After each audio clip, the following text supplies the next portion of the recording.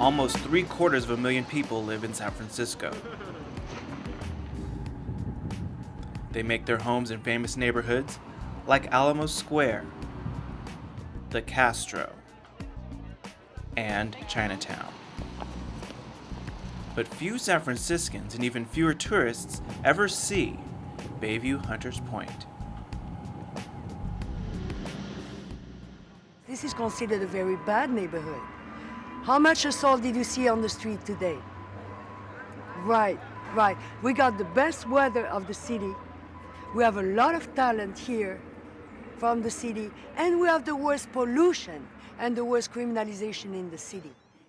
The Bayview and Hunters Point neighborhoods are perched on the southeast edge of San Francisco, just 10 minutes from downtown. San Francisco built its first opera house here and its first Major League Baseball park. The Navy shipped the atomic bomb from Hunters Point on its way to Japan. Bayview Hunters Point is home to more African Americans than any other neighborhood. It's nurtured the budding careers of black talents, from politicians to movie stars. There's no place like home, and I love this place with the good, the bad, the ugly, or whatever, and it means so much to me in that regard, so this is where I grew up. It's a mixture of contrasts, sweeping views of the city and the Bay, and a host of social, environmental, and economic tensions. If you don't like the gas, put your hands up! If you don't like the gas, put your hands up! Asthma is out of control here, and breast cancer rates among women under 40 are the highest in the country. Despite its problems, Bayview Hunters Point is one of the last areas in San Francisco where housing is still affordable.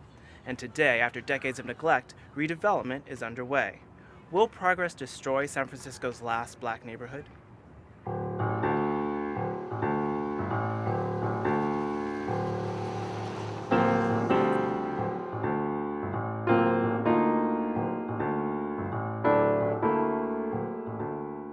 In the wake of the California gold rush, two brothers, dairymen and land speculators, arrived in San Francisco. The Hunter brothers sold acres of land on a hill that came to be known as Hunters Point.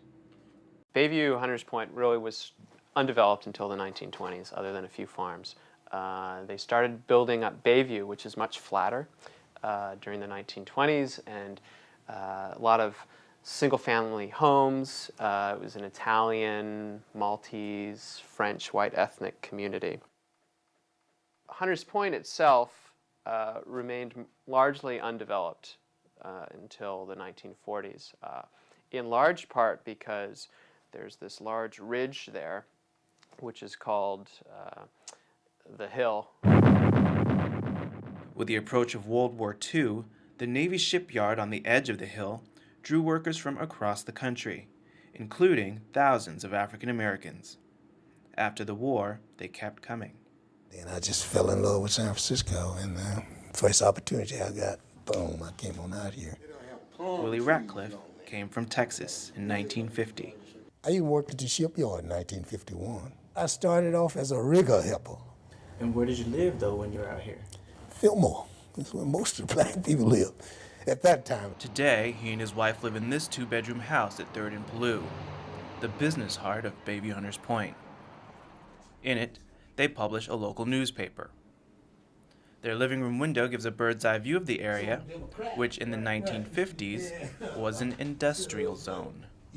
Oh, they had a slaughterhouse and a meatpacking area. They killed cattle. They had cattle down there when I came out here. The stench was terrible. Up on Hunters Point, the federal government had built housing for its new workers, many of whom were white.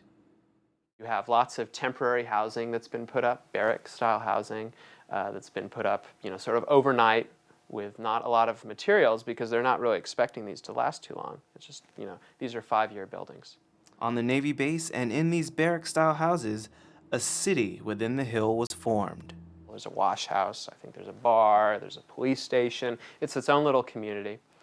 And 3rd Street really becomes the commercial hub of the area. It's an interracial community. There are blacks there. Not a lot, but a good chunk. They had some 22,000 people working out at the shipyard. And about 10,000 of them was from this community. So this is really what kept the African American community going.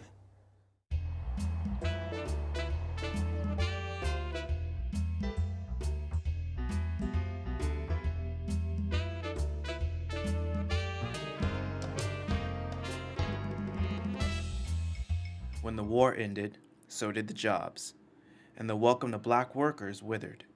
But once the war was over, hey, go back to where you come from or whatever you were doing, and that's what they wanted blacks to do. And matter of fact, they asked one of the black newspapers here, well, so the war's over now, is blacks gonna go back south?